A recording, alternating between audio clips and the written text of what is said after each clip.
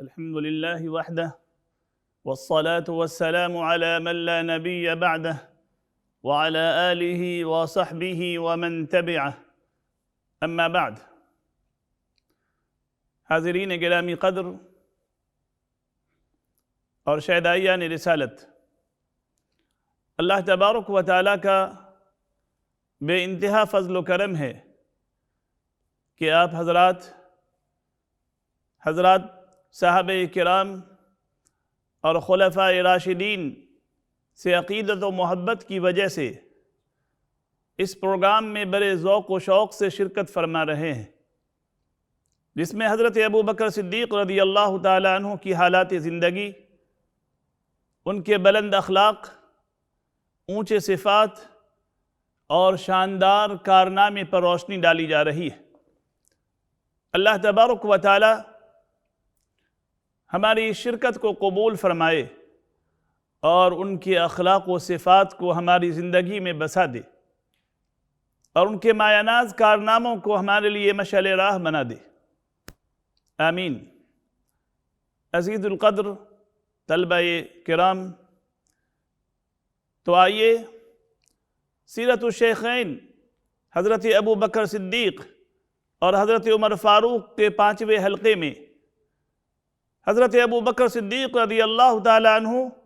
کی ایک شاندار ہی نہیں بلکہ بے مثال صفت انفاق فی سبیل اللہ کے چند سبق آموز واقعات کا تذکرہ کرتے ہیں۔ حضرت ابو بکر صدیق رضی اللہ تعالیٰ عنہ اسلام لانے سے پہلے بڑے دولت مند تھے، مالدار تھے۔ جب اسلام میں داخل ہوئے تو اپنا مال راہ خدا میں خرچ کرنا شروع کر دیا۔ سیرت و تاریخ کی کتابوں میں لکھا ہے کہ جب حضرت ابو بکر صدیق رضی اللہ تعالیٰ عنہ اسلام میں داخل ہوئے، اس وقت آپ کے پاس 40,000 درہم موجود تھے۔ یہ رقم کوئی معمولی نہیں ہے، اس وقت کے اعتبار سے یہ رقم بڑے بڑے مالداروں اور تاجروں کے پاس نہیں ہوتے تھے، لیکن حضرت ابو بکر صدیق رضی اللہ تعالیٰ عنہ نے اس مال کا بیشتر حصہ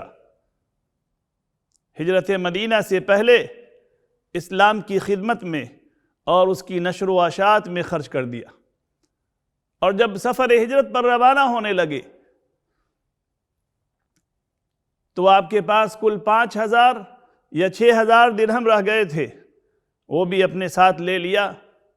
کہ کب دین اسلام کی نصرت و حمایت کی ضرورت میں کام آ جائے، اور ہر موقع پر اسلام کی نشر و اشاعت اور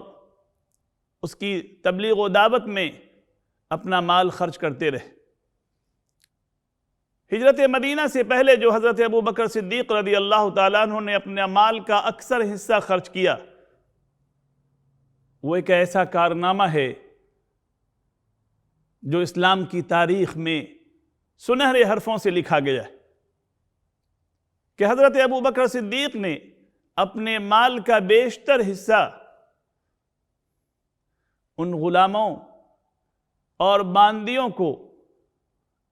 خرید کر آزاد کرانے پر خرچ کیا جو اسلام میں داخل ہونے کی وجہ سے بری طرح سے ستائے جا رہے تھے۔ حضرت ابو بکر صدیق رضی اللہ تعالیٰ عنہ کو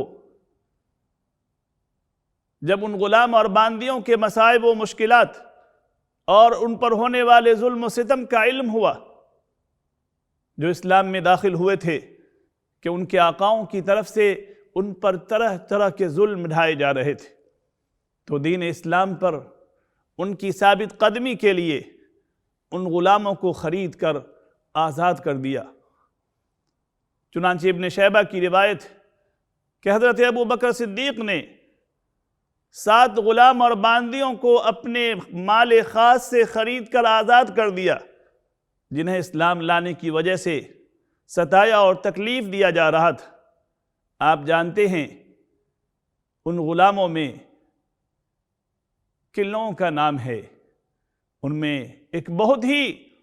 امتیازی نام جسے اسلام میں بڑی شہرت،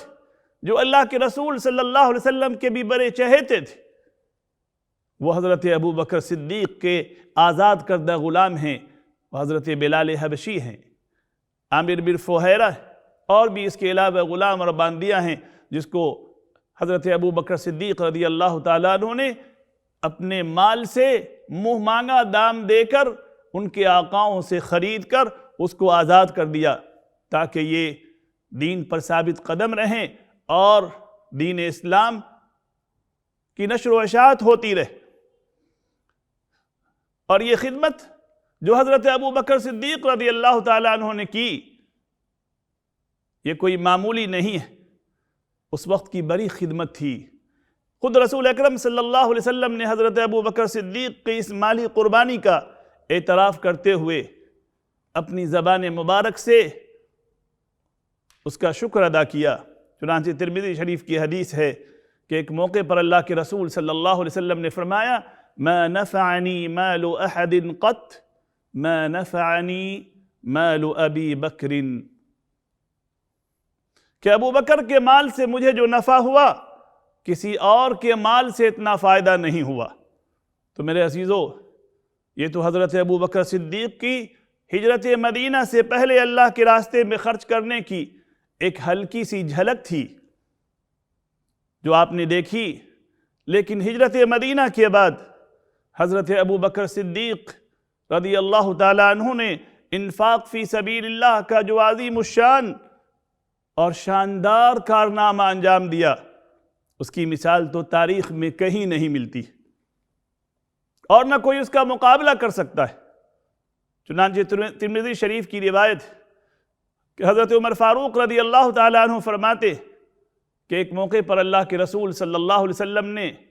اللہ کے راستے میں خرچ کرنے کے لیے صدقہ کرنے کا اعلان کیا کہ لوگوں اللہ کے راستے میں خرچ کرو۔ اس وقت میرے پاس بہت سارا مال موجود تھا، میں نے سوچا کہ آج تو میں ابو بکر سے آگے بڑھ جاؤں گا۔ چنانچہ میں اپنا گھر گیا اور اپنے پورے مال کا جو آدھا تھا وہ لے کر اللہ کے رسول کی خدمت میں حاضر ہوا۔ اللہ کے رسول صلی اللہ علیہ وسلم نے پوچھا، عمر، گھر والوں کے لیے کیا چھوڑا ہے؟ حضرت عمر نے فرمایا کہ یا رسول اللہ، گھر والوں کے لیے اتنا ہی چھوڑا ہے، یعنی آدھا مال گھر والوں کے لیے چھوڑا ہے اور آدھا آپ کی خدمت میں لے کے آئیں۔ پھر دیکھا کہ ابو بکر صدیق بھی اللہ کے رسول صلی اللہ علیہ وسلم کی خدمت میں مال لے کر آئے۔ کتنا لے کے آئے؟ گھر کا سارا مال لے کے آ گئے، اللہ کے رسول کی خدمت میں لا کے ڈال دیا۔ اللہ کے رسول نے پوچھا، ابو بکر، گھر والوں کے لیے کیا چھوڑا ہے؟ حضرت ابو بکر نے کہا کہ یا رسول اللہ، گھر والوں کے لیے اللہ و رسول کو چھوڑ دیا ہے، یعنی مال تو کچھ بھی گھر میں نہیں ہے، جو کچھ تھا آپ کی خدمت میں ڈال دیا۔ حضرت عمر فرماتے ہیں کہ میں نے اسی دن کہا کہ میں ابو بکر سے کسی چیز میں آگے نہیں بڑھ سکوں گا، آگے نہیں بڑھ سکوں گا۔